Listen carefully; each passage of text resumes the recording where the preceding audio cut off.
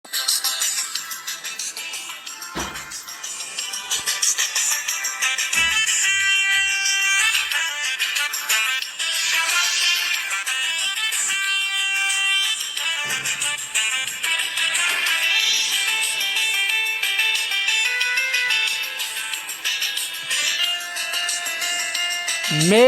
प्रियजनों, आप सभी को विनोद गढ़वाल का नमस्कार। कैसे हैं आप सभी? आज एक बार फिर से मैं आप सभी का बहुत बहुत स्वागत करता हूं आपके अपने YouTube channel study with Vinod Garhwal पर। भारतीय राज्य व्यवस्था इंडियन पॉलिटी पर हमारी सीरीज लगातार जारी है। आज के इस वीडियो में हम एक महत्वपूर्ण टॉपिक को कवर करेंगे। आज का हमारा टॉपिक है भारतीय संविधान की प्रस्तावना। जैसा कि आप सभी जानते हैं, भारतीय राज्य व्यवस्था के अंतर्गत संविधान, संवैधानिक विकास, शासन के विभिन्न अंग, व्यवस्थापिका, कार्यपालिका, न्यायपालिका, राजनीतिक एवं प्रशासनिक व्यवस्था का अध्ययन किया जाता है। अब तक हम संविधान सभा का गठन, संविधान के रोचक तथ्य, भारतीय संविधान के स्रोत एवं भारतीय संविधान की विशेषताओं का बहुत विस्तार से अध्ययन कर चुके हैं। आज इस वीडियो में हम भारतीय संविधान की प्रस्तावना को कवर करेंगे। भारतीय संविधान की प्रस्तावना भारतीय संविधान के प्रथम पृष्ठ, पहले पन्ने, फर्स्ट पेज पर ही लिखी गई है। किसी भी देश के संविधान को समझने के लिए उसकी प्रस्तावना को समझना बहुत आवश्यक है। भारतीय संविधान की प्रस्तावना को हम विस्तार से समझें, उसके पहले मैं आप सभी से एक छोटा सा निवेदन करना चाहता हूँ। निवेदन यह कि लगातार स्टडी विथ विनोद गढ़वाल पर भारतीय राज्य व्यवस्था से संबंधित वीडियो अपलोड किए जा रहे हैं। आप उन सभी वीडियो को बहुत ध्यानपूर्वक क्रमबद्ध रूप से सुने। प्रत्येक वीडियो को सीरियल से सीक्वेंस में क्रमबद्ध रूप से और ध्यानपूर्वक सुनते चले जाएं। वीडियो को अंत तक सुने, क्योंकि वीडियो के अंत में कुछ महत्वपूर्ण प्रश्न दिए जाते हैं जो कि परीक्षा की दृष्टि से तैयार किए जाते हैं, और इन सभी प्रश्नों का उत्तर वीडियो में ही रहता है। यदि अभी तक आपने चैनल को सब्सक्राइब नहीं किया है तो प्लीज़ झटपट इसी समय अभी चैनल को सब्सक्राइब करें। वीडियो पसंद आए तो उसे लाइक करें, अन्य साथियों के साथ फेसबुक और व्हाट्सएप पर शेयर भी करें, क्योंकि आपका एक शेयर मुझे प्रेरणा देता है, मेरा हौसला बढ़ाता है कि मैं आपकी सहायता के लिए नए नए वीडियो तैयार कर सकूं। तो चलिए शुरू करते हैं हम आज का हमारा यह वीडियो। आज के इस वीडियो में आप सभी का हार्दिक स्वागत है। आज का हमारा टॉपिक है प्रस्तावना, भारतीय संविधान की प्रस्तावना। भारत का जो संविधान है वह लिखित संविधान है, और संविधान के पहले पन्ने पर ही प्रस्तावना लिखी गई है।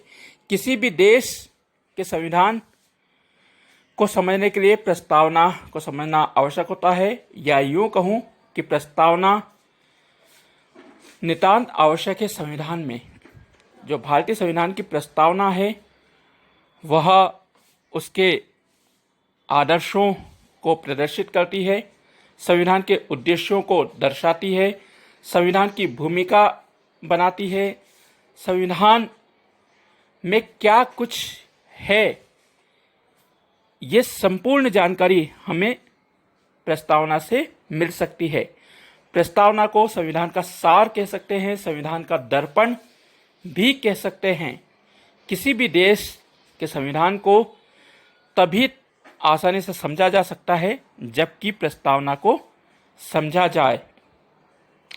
प्रसिद्ध न्यायविद नानावती पालकीवाला ने भारतीय संविधान की प्रस्तावना के विषय में कहा है कि भारतीय संविधान की जो प्रस्तावना है वह भारतीय संविधान का परिचय पत्र है, आइडेंटिटी कार्ड बताया है एन.ए. पालकीवाला ने। तो आप समझ सकते हैं कि जब पहचान पत्र हम किसी का देखते हैं तो उससे उसके विषय में हमको संपूर्ण जानकारी मिल जाती है।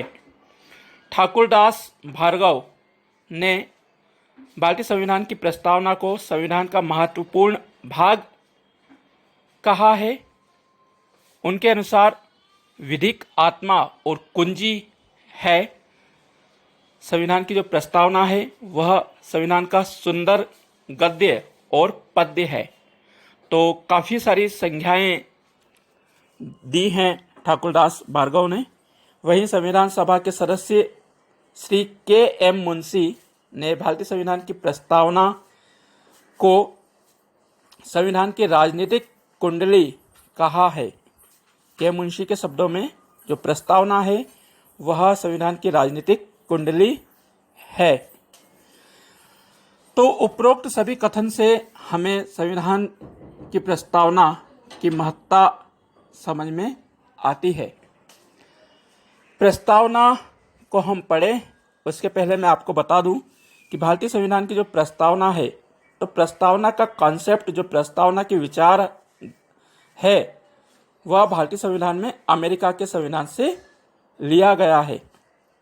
जो प्रस्तावना का विचार है वह हमने अमेरिका के संविधान से लिया है, जबकि प्रस्तावना की जो भाषा है वह भारतीय संविधान में ऑस्ट्रेलिया के संविधान से ली गई है। तो आपको ये बात याद रखना होगी कि जो प्रस्तावना है वह अमेरिका के संविधान से ली गई है, जबकि प्रस्तावना की भाषा ऑस्ट्रेलिया के संविधान से ली गई है। इन तमाम बातों को जानने के बाद मैं आपको 1-2 मिनट में भारतीय संविधान की जो प्रस्तावना लिखी गई है उसको बता देता हूँ।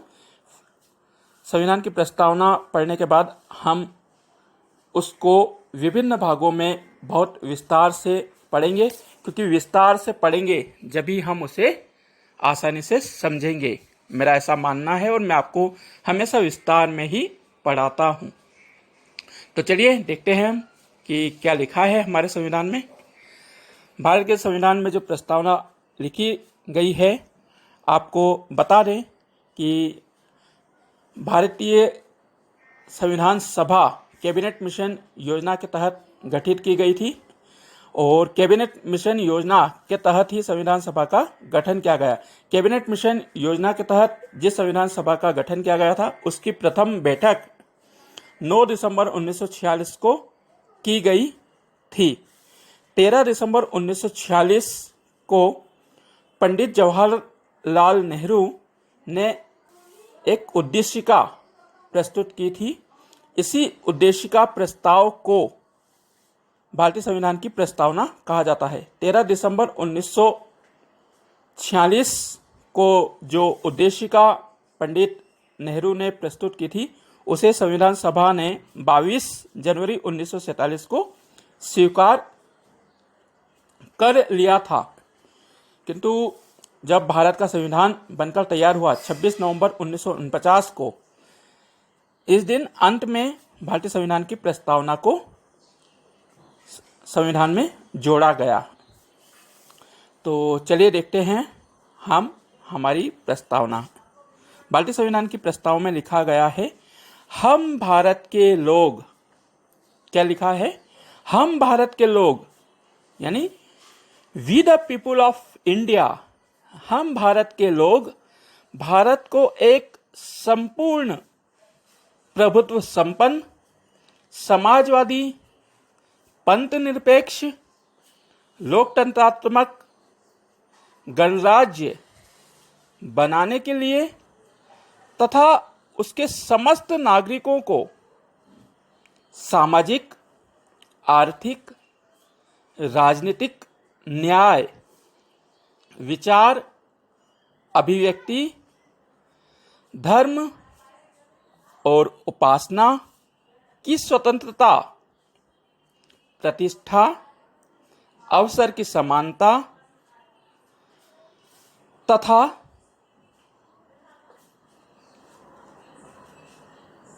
उन सब में व्यक्ति की गरिमा और राष्ट्र की एकता और अखंडता को सुनिश्चित करने वाली बंधुता बढ़ाने के लिए दृढ़ संकल्प होकर अपनी इस संविधान सभा में आज तारीख 26 नवंबर 1949 विक्रम संवती 2006 मिति मार्गशीर्ष शुक्ल पक्ष 7वीं तिथि को अंगीकृत, अधिनियमित और आत्मार्पित करते हैं।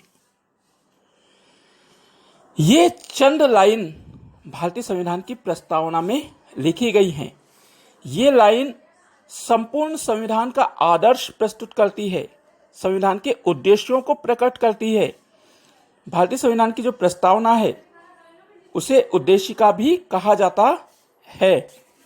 तो ये जो चंद लाइन है ये संपूर्ण संविधान का आपके सामने सार प्रस्तुत करती है। यदि आप प्रस्तावना को समझ गए तो आप संपूर्ण संविधान को आसानी से समझ जाएंगे।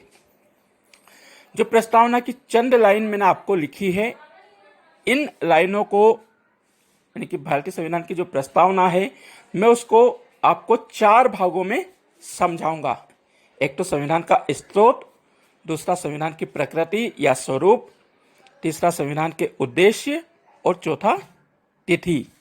इन 4 भागों में हम आज संविधान की जो प्रस्तावना है उसकी व्याख्या करेंगे और एक एक शब्द को समझेंगे, क्योंकि एक एक शब्द अपने आप में बहुत कुछ बोलता है, बहुत कुछ समझाता है।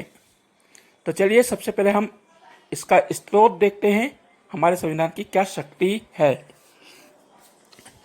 तो संपूर्ण संविधान की जो प्रस्तावना है आप उसमें देखें कि भारत शब्द 2 बार आया है। हम भारत के लोग और भारत को एक संप्रभु संपन्न। पूरी संविधान की प्रस्तावना में 2 जगह भारत शब्द का उल्लेख मिलता है, बाकी पूरी संविधान की जो प्रस्तावना है उसमें कहीं पर भी भारत का उल्लेख नहीं किया गया है। तो आप इस बात को याद रखें कि प्रस्तावना में केवल 2 स्थानों पर भारत लिखा गया है, वह भी पहली पंक्ति में। तो चलिए अब हम इसके 4 भागों में प्रस्तावना को समझते हैं, उसकी व्याख्या करते हैं। तो सबसे पहले स्रोत हम देखते हैं कि संविधान का क्या स्रोत है। सबसे पहले हमने देखा हम भारत के लोग we the people of India. यही शब्द जो लोग है वह हमारे संविधान की शक्ति है। भारत की जो जनता है वो भारतीय संविधान की शक्ति है, भारतीय संविधान का स्रोत है। हम भारत के लोग यानी कि जो संविधान सभा गठित की गई थी, जिसने संविधान तैयार किया, वह जनता द्वारा निर्वाचित प्रतिनिधि संस्था थी। जनता ने अपने प्रतिनिधियों को चुना था। तो हमारे संविधान को जो शक्ति मिलती है, हमारे संविधान का जो स्रोत है वह है भारत की जनता। यदि आपसे पूछा जाता है कि भारत के संविधान की स्रोत क्या है, उसकी शक्ति क्या है, तो आपका उत्तर होगा भारत की जनता, हम भारत के लोग। तो आप स्रोत समझ गए होंगे। अब इसका जो स्वरूप है, इसकी जो प्रकृति है, उसको हम 5 शब्दों में समझ सकते हैं। कौन कौन से 5 शब्द हैं वो? वे शब्द हैं प्रभुत्व संपन्न, समाजवादी, पंथ निरपेक्ष, लोकतंत्रात्मक और गणराज्य। ये 5 शब्द जो हैं वो संविधान की प्रकृति या स्वरूप को उजागर करते हैं। जबकि हमारे संविधान के उद्देश्य क्या हैं? हमारे संविधान के उद्देश्य हैं न्याय, समानता, स्वतंत्रता और बंधुत्व। ये 4 शब्द हमारे संविधान के मूल उद्देश्य हैं। और अंत में तिथि 26 नवंबर 1949, जब हमने संविधान को अंगीकृत, अधिनियमित और आत्मार्पित किया है। तो आप सोर्स को समझ गए। सोर्स है भारत की जनता। अब हम स्वरूप को देखते हैं। हमने पढ़ा भारत को एक संप्रभु संपन्न। तो सबसे पहला जो इसका स्वरूप है वह बताता है कि भारत एक संपूर्ण प्रभुत्व संपन्न देश है। देखिए, किसी भी राज्य के लिए 4 आवश्यक तत्व होते हैं। निश्चित भूभाग, जिसको हम भूमि भी कहते हैं, जनसंख्या, सरकार और संप्रभुता। ये 4 तत्व जब किसी के पास होते हैं तो वह राज्य कहलाता है। तो निश्चित भूभाग, जनसंख्या और सरकार हमारे पास पहले भी थी जब हम ब्रिटिश उपनिवेश थे, किंतु हमारे पास संप्रभुता नहीं थी। लेकिन जब हमारा देश का संविधान बन गया तो हम संप्रभु भी हो गए। संप्रभुता का मतलब होता है हम किसी भी मामले में, चाहे वो आंतरिक हो या बाह्य निर्णय हो, हम किसी भी विदेशी ताकत का, विदेशी शक्ति का दबाव नहीं सहेंगे, उसके प्रभाव में नहीं आएंगे। हम जब स्वतंत्र हुए तो राष्ट्रमंडल की जो सदस्यता थी वह ऐच्छिक थी, उसके लिए हम पर कोई दबाव नहीं था। यानी कि हम हमारे निर्णय लेने में स्वतंत्र हैं, ना तो हम किसी के दबाव में काम करते हैं, ना ही हम किसी के प्रभाव में काम करते हैं। आपको एक और उदाहरण दूं। 5 अगस्त 2019 को हमने कश्मीर से 370 धारा समाप्त करी। इसके विरोध में कई देश आए, लेकिन हमारा कोई कुछ नहीं बिगाड़ सका, क्योंकि यह हमारा आंतरिक मामला था। कई देशों ने इसका विरोध किया, लेकिन हमने उनके विरोध की कोई परवाह नहीं की। हमने अपना निर्णय स्वयं लिया। हमारी विदेशी नीति कैसी होगी, हमें किस देश से संबंध बनाना है, किस देश से संबंध अच्छे रखना है, किससे खराब रखना है, इसका निर्णय हम स्वयं करेंगे। क्योंकि हम संप्रभु हैं। संप्रभु का आशय हम देखें तो संप्रभु यानी कि ईश्वर के समान इच्छा। आप जानते हैं ईश्वर के ऊपर किसी का दबाव होता है क्या? भगवान जो चाहता है वह करता है। वैसे ही यानी कि ईश्वर के समान प्रभुता, संप्रभु यानी कि प्रभु के समान। तो किसी भी आंतरिक या बाह्य निर्णय लेने की जो स्वतंत्रता होती है वही संप्रभुता कहलाती है। तो भारत एक संप्रभु संपन्न राष्ट्र है। समझ गए होंगे आप। अब दूसरा शब्द हम देखते हैं, समाजवादी। आपको एक बात और बता दूं कि 26 नवंबर 1949 को जो संविधान हमने स्वीकार किया था, उसमें समाजवादी, पंथ निरपेक्ष और अखंड शब्द नहीं थे। अखंडता जो शब्द है वह नहीं थे। संविधान की जो प्रस्तावना है उसमें भारतीय संविधान में 42वें संविधान संशोधन 1976 द्वारा प्रस्तावना में 3 शब्द जोड़े गए। वे शब्द थे समाजवादी, पंथ निरपेक्ष और अखंडता। इन 3 शब्दों को बाद में जोड़ा गया है। कब? 42वें संविधान संशोधन द्वारा सन 1976 में।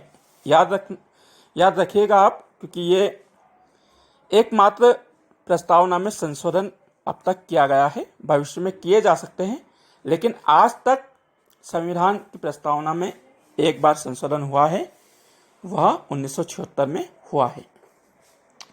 तो समाजवादी शब्द जो है वह हमारे संविधान के स्वरूप को उजागर करता है।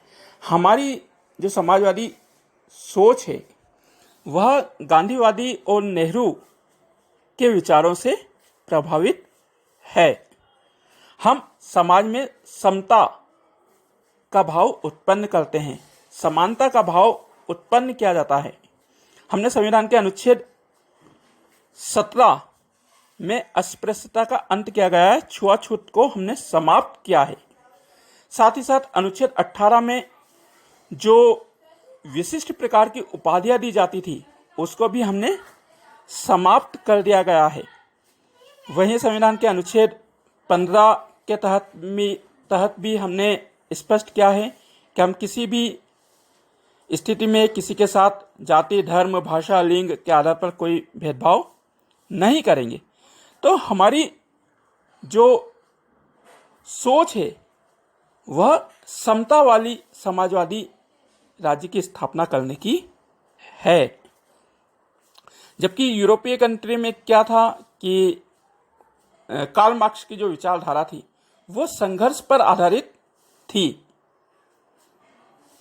हमारे वहाँ वर्ग संघर्ष नहीं किया जाता है, हम समता की भाव से बात करते हैं। और हमारी जो अर्थव्यवस्था है वह मिश्रित अर्थव्यवस्था है।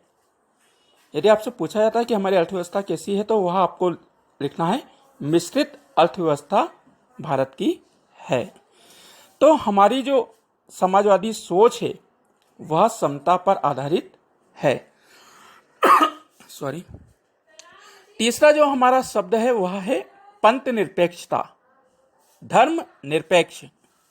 जैसा कि मैंने बताया कि यह शब्द भी 1942वें संविधान संशोधन द्वारा 1976 में जोड़ा गया प्रस्तावना में। तो पंथ निरपेक्ष, धर्म निरपेक्ष का आशय होता है कि भारत का कोई राष्ट्रीय धर्म नहीं होगा, राजकीय धर्म घोषित नहीं किया जाएगा। भारत सभी धर्मों का समान रूप से सम्मान करेगा। यही कारण है कि भारत में हिंदू, मुस्लिम, सिख, ईसाई, जैन, बौद्ध, पारसी सभी धर्मावलंबी एक समान रूप से रहते हैं, अपने त्योहार मनाते हैं, अपने रीति रिवाजों को मनाते हैं, उनमें कोई भेदभाव नहीं किया जाता है। भारत में जो धर्म है उसका संबंध व्यक्तिगत रखा गया है। मौलिक अधिकारों को जब हम पढ़ेंगे तब हम उसको विस्तार से जानेंगे कि भारत में धार्मिक स्वतंत्रता दी गई है। तो भारत एक धर्मनिरपेक्ष, पंथ निरपेक्ष राज्य घोषित किया गया है। बहुत से देशों में क्या होता है कि किसी एक देश का धर्म विशेष होता है, जैसे पाकिस्तान जो है इस्लामी कंट्री है, लेकिन भारत एक पंथ निरपेक्ष राष्ट्र है। मुझे उम्मीद है कि आपको समझ में आया होगा। अब हम चौथा शब्द देखते हैं, वह है लोकतंत्रात्मक, लोकतांत्रिक। लोकतंत्र को बहुत सरल शब्दों में अब्राहम लिंकन ने परिभाषित किया है। अब्राहम लिंकन के अनुसार जनता का, जनता के लिए, जनता के द्वारा किए जाने वाला शासन लोकतंत्र कहलाता है। तो भारत ने लोकतांत्रिक प्रणाली को अपनाया है, संसदीय शासन प्रणाली को अपनाया है। हमारा यहाँ जनता सर्वोपरि है। जनता प्रत्येक 5 वर्ष में सरकार को बदलने का दम रखती है। जनता का शासन है, जनता द्वारा, जनता के लिए किया जाता है। समझ गए होंगे आप, है ना? क्योंकि प्रत्येक 5 वर्ष में हमारी जनता को मताधिकार दिया गया है। अपने मत के आधार पर वह सरकार को परिवर्तित करने का दम रखती है। अगला शब्द हमारा है जो कि स्वरूप का अंतिम है, वह है गणराज्य, गणतंत्रात्मक, गणतांत्रिक। बहुत सी बार लोकतांत्रिक और गणतांत्रिक, लोकतंत्र और गणतंत्र में लोग कंफ्यूज हो जाते हैं। एक जैसा ही लगता है, क्योंकि लोकतंत्र यानी कि लोक यानी जनता, तंत्र यानी भी शासन, और गण यानी भी जनता और तंत्र यानी भी शासन। लेकिन इसके भेद को बहुत स्पष्ट किया गया है। गणतंत्रात्मक उस देश को कहते हैं जहां पर संवैधानिक पद, जो संवैधानिक प्रमुख होता है, संविधान की दृष्टि में प्रधान होता है, जो देश का मुखिया होता है, वह निर्वाचित होता है, पैतृत्वात्मक नहीं होता है। उसका कार्यकाल निश्चित होता है, निर्धारित समय के लिए उसे चुना जाता है। हमारे यहाँ संसदीय शासन प्रणाली अपनाई गई है और यहाँ पर जो संवैधानिक प्रमुख है वह नाम मात्र के लिए औपचारिक रूप से राष्ट्रपति होता है, जबकि वास्तविक प्रधानमंत्री और उसका मंत्रिमंडल होता है। किंतु जो राष्ट्रपति है हमारे देश का, वह निर्वाचित होता है। उसका कार्यकाल 5 वर्ष का होता है। प्रत्येक 5 वर्ष बाद राष्ट्रपति का चुनाव होता है। ये बात अलग है कि वह दूसरी बार भी योग्यता अनुसार निर्वाचित हो सकता है, किंतु ऐसा बिल्कुल नहीं है कि उसका पुत्र या उसके परिवार का सदस्य ही राष्ट्रपति बनेगा, यानी कि पैतृक प्रधान नहीं होता है। जबकि हम ब्रिटेन को देखें तो ब्रिटेन में वंशानुगत आधार पर सम्राट का चयन होता है, राज परिवार का सदस्य ही सम्राट बनता है। भारत में एक रिपब्लिक कंट्री को अपनाया गया है, रिपब्लिक डेमोक्रेटिक व्यवस्था को अपनाया गया है। आज हमारे देश के राष्ट्रपति रामनाथ कोविंद है। तो रामनाथ कोविंद के बाद कोई अन्य व्यक्ति होगा। प्रथम राष्ट्रपति डॉक्टर राजेंद्र प्रसाद रहे। राजेंद्र प्रसाद के बाद हमने देखा कि डॉक्टर राधाकृष्णन, फिर जाकिर हुसैन, वीबी गिरी, नीलम संजीवा रेड्डी, ऐसे तमाम राष्ट्रपति हुए हैं जो कि निर्वाचित हुए हैं। हमारे देश में राष्ट्रपति का निर्वाचन अप्रत्यक्ष निर्वाचन प्रणाली द्वारा किया जाता है, अर्थात जो संवैधानिक प्रमुख है वह निर्वाचित है। तो हमारे देश में गणतंत्रात्मक गणराज्य व्यवस्था को अपनाया गया है, और गणराज्य की जो व्यवस्था है हमने फ्रांस के संविधान से ली है। तो ये 5 बहुत महत्वपूर्ण शब्द हैं जो कि भारतीय संविधान की प्रकृति, उसके स्वरूप को उजागर करते हैं। अब हम इसके तीसरे भाग उद्देश्य को देखते हैं। हमारी संविधान की जो प्रस्तावना है उसमें संविधान के उद्देश्यों को बहुत स्पष्ट शब्दों में प्रकट किया है। हमने न्याय, समानता, स्वतंत्रता और बंधुत्व की बात कही है। चलिए अब हम इसको भी समझते हैं। हमारे संविधान में लिखा है सामाजिक, आर्थिक और राजनीतिक न्याय। सामाजिक न्याय,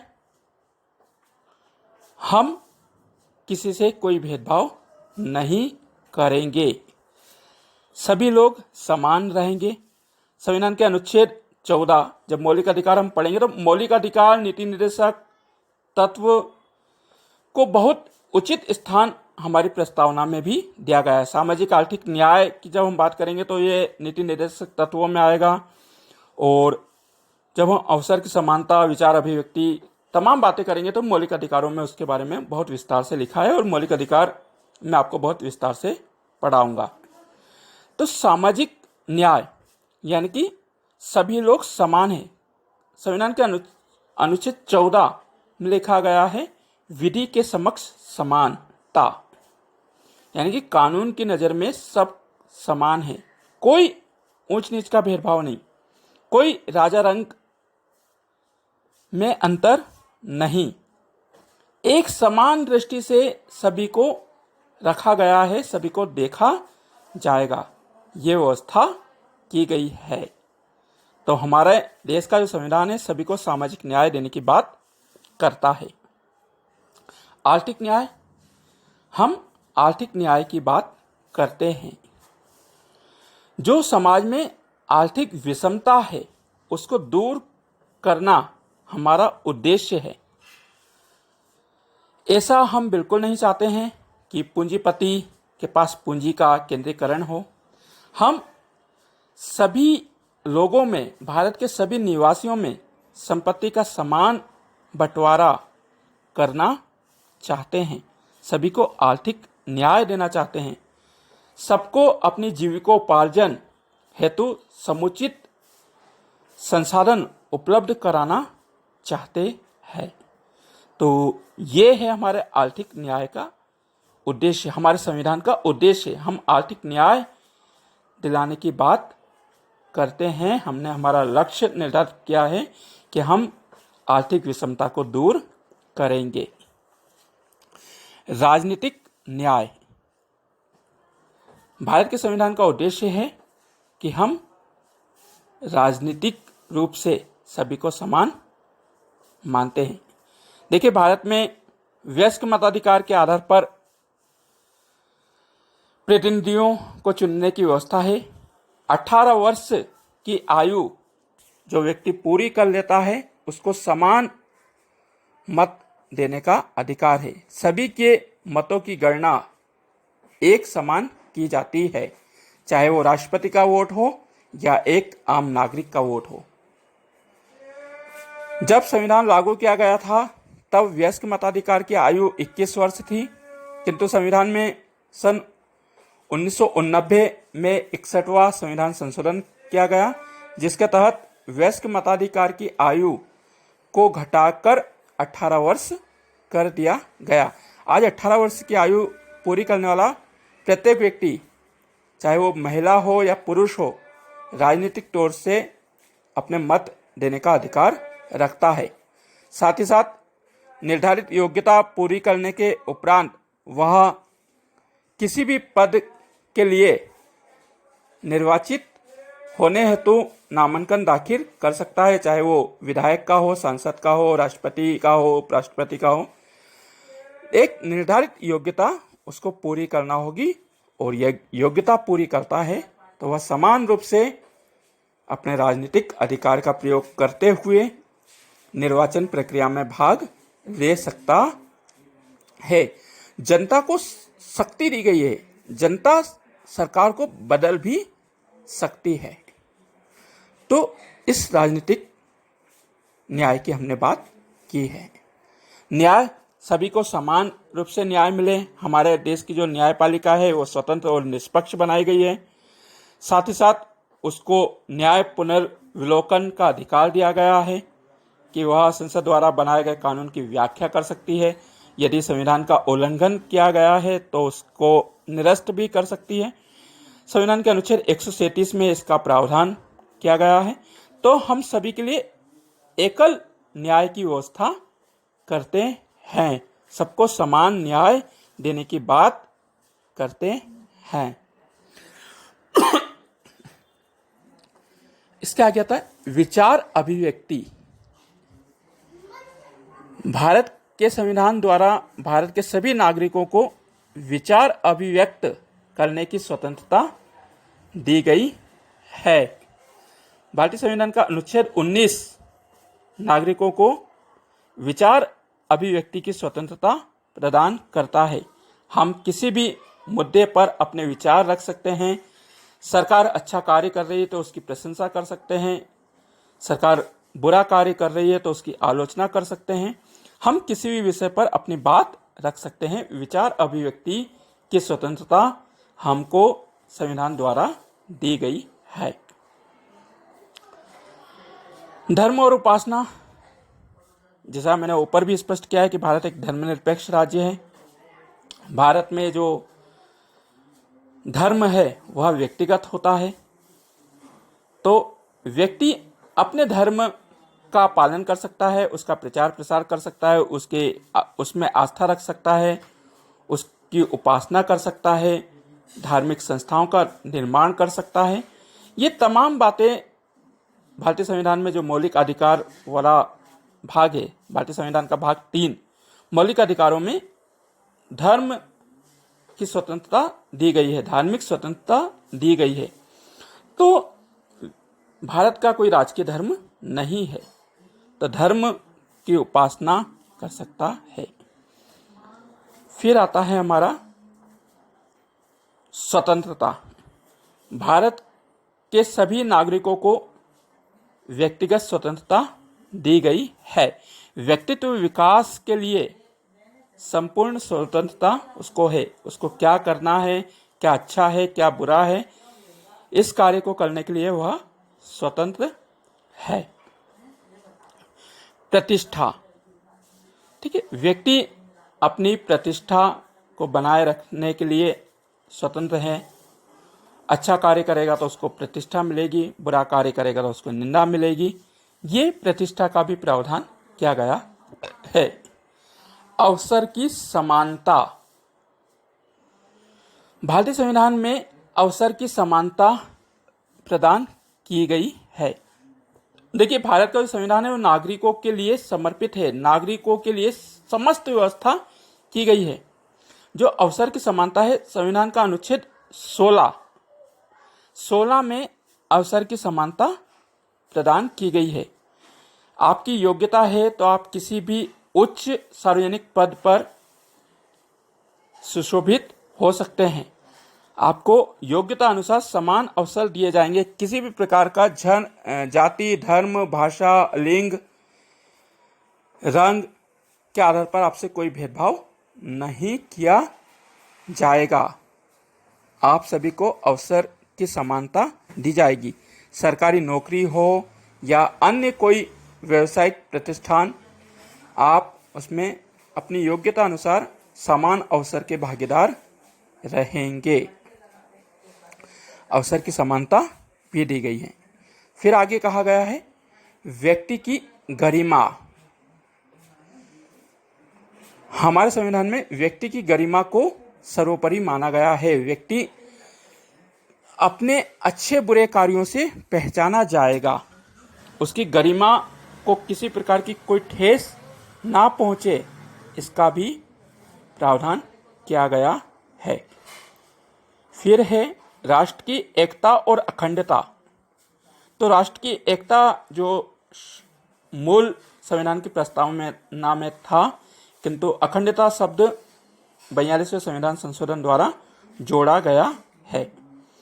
तो राष्ट्र की एकता तभी बनी रहेगी जबकि वह अखंड रहे, उसका विघटन ना हो। अखंड भारत की हम कल्पना करते हैं। हमारा देश अखंड भारत रहे, इसकी हमने बात कही है। राय अनेकता में एकता वाला देश कहा जाता है भारत। यहाँ पर विभिन्न भाषाओं को बोलने वाले लोग हैं और सभी अपने कार्यों के लिए स्वतंत्र हैं। तो राष्ट्र की एकता और अखंडता को हम सुनिश्चित करते हैं। अब राष्ट्र की एकता और अखंडता को सुनिश्चित करने वाली बंधुता, आप इस शब्द पर देखिए कि राष्ट्र एक और अखंड कब रहेगा, तब कि जब इसके नागरिकों में बंधुता होगी। बंधुता का मतलब भाईचारा रहेगा। तो हम भाईचारे की बात करते हैं, बंधुत्व को हम बढ़ावा देते हैं। बंधुत्व, आपको याद होगा कि फ्रांस की जो क्रांति हुई थी उसमें समानता, स्वतंत्रता और बंधुता का नारा दिया गया था। तो इसी नारे को हमारी प्रस्तावना में शामिल किया गया है। तो भारत में भाईचारा रहे, सभी बराबर से रहें, इसकी व्यवस्था की गई है। फिर बंधुता बढ़ाने के लिए अपनी इस संविधान सभा में, जो संविधान सभा थी, वो संविधान सभा इस समस्त पंक्तियों को, समस्त शब्दों को दृढ़ संकल्प होकर बहुत मजबूती के साथ आज तारीख 26 नवंबर 1949, जो चौथा भाग है हमारा तिथि, तो तिथि क्या थी? 26 नवंबर 1949 विक्रम संवत 2006 मिति मार्गशीर्ष शुक्ल पक्ष की 7वीं तिथि को अंगीकृत, अधिनियमित और आत्मर्पित करते हैं। तो संविधान सभा ने बहुत मजबूती के साथ 26 नवंबर 1949 को अंगीकृत यानी कि एडॉप्ट किया है, स्वीकार क्या है। अधिनियमित यानी कि कुछ जो प्रावधान थे, 15 अनुच्छेद ऐसे थे जो कि 26 नवंबर 1949 को ही लागू कर दिए गए थे, जिसमें नागरिकता, राष्ट्रपति के निर्वाचन और संक्रमणकालीन जो उपबंध थे उनको लागू किया गया था।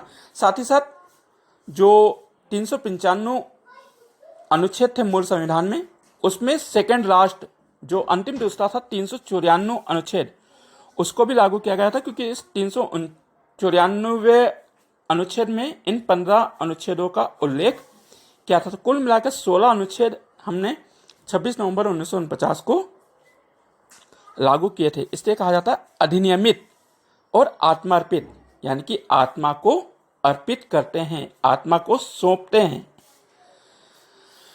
तो ये थी हमारी संविधान की प्रस्तावना, जो कि संविधान का सार, संविधान का दर्पण है। हमारे निर्माताओं ने, जो संविधान सभा के सदस्य थे, संविधान के निर्माता थे, उन्होंने बहुत सोच समझकर हमारे संविधान को तैयार किया है। 26 नवंबर 1949 को डॉक्टर भीमराव अंबेडकर ने इस प्रस्तावना को अंग्रेजी में संविधान सभा के सामने प्रस्तुत किया था। तो मुझे उम्मीद है कि आपको यह प्रस्तावना समझ में आ गई होगी। बहुत विस्तार से मैंने समझाया है, और मेरा मानना है कि विस्तार से पढ़ेंगे तभी समझ में भी आएगा।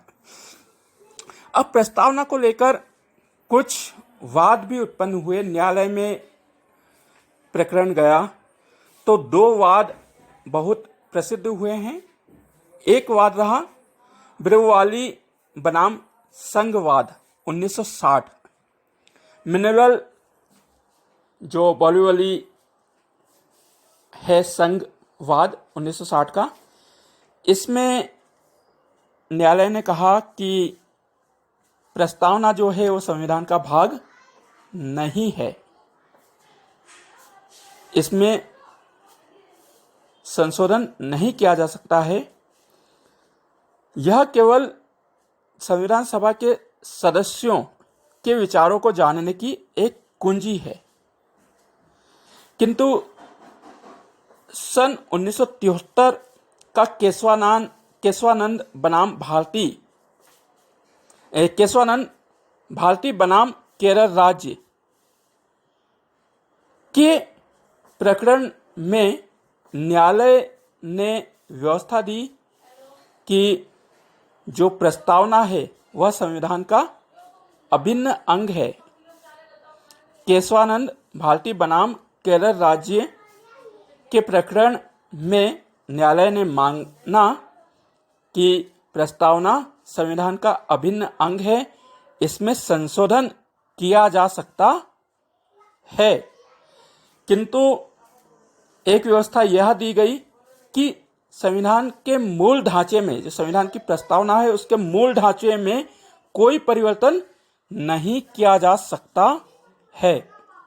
मूल ढांचा यानी कि जो मैंने ऊपर आपको पढ़ के बताया कि हम भारत के लोग भारत को एक संपूर्ण प्रभुत्व संपन्न समाजवादी पंथ निरपेक्ष लोकतंत्रात्मक गणराज्य बनाने के लिए तथा उसके समस्त नागरिकों को सामाजिक, आर्थिक, राजनीतिक न्याय,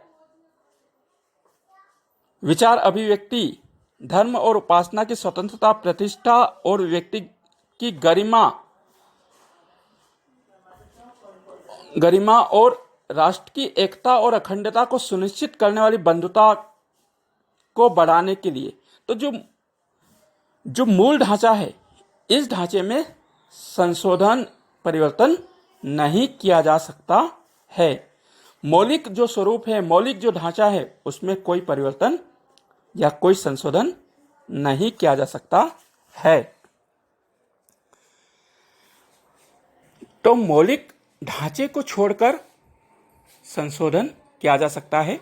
और जैसा मैंने ऊपर कहा भी कि संविधान की प्रस्तावना में 42वें संविधान संशोधन द्वारा संशोधन किया भी गया है 1976 में, जिसके तहत 3 शब्द समाजवादी, पंथ निरपेक्ष और अखंडता जोड़ा गया है। भविष्य में और भी संशोधन किए जा सकते हैं, लेकिन अभी तक एक बार ही प्रस्तावना में संशोधन किया गया है। तो 2 महत्वपूर्ण वाद रहे, एक 1960 और एक 1973।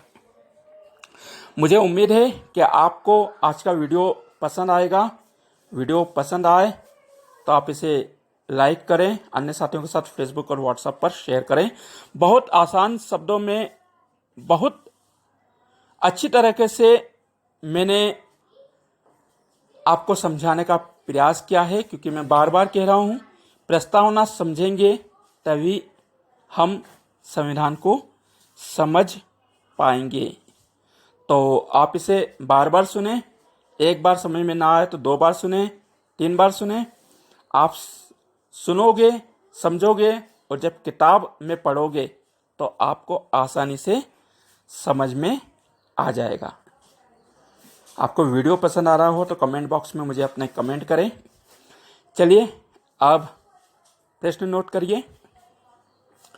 प्रश्न क्रमांक 1, प्रस्तावना का विचार किस देश के संविधान से लिया गया है? प्रस्तावना का विचार किस देश के संविधान से लिया गया है? संविधान सभा में उद्देशिका किसने प्रस्तुत की? दूसरा प्रश्न है, संविधान सभा में उद्देशिका किसने प्रस्तुत की? प्रश्न क्रमांक 3, प्रस्तावना की भाषा किस देश से ली गई है?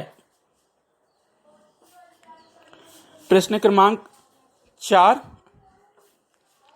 भारतीय संविधान की प्रस्तावना में भारत शब्द कितनी बार लिखा गया है?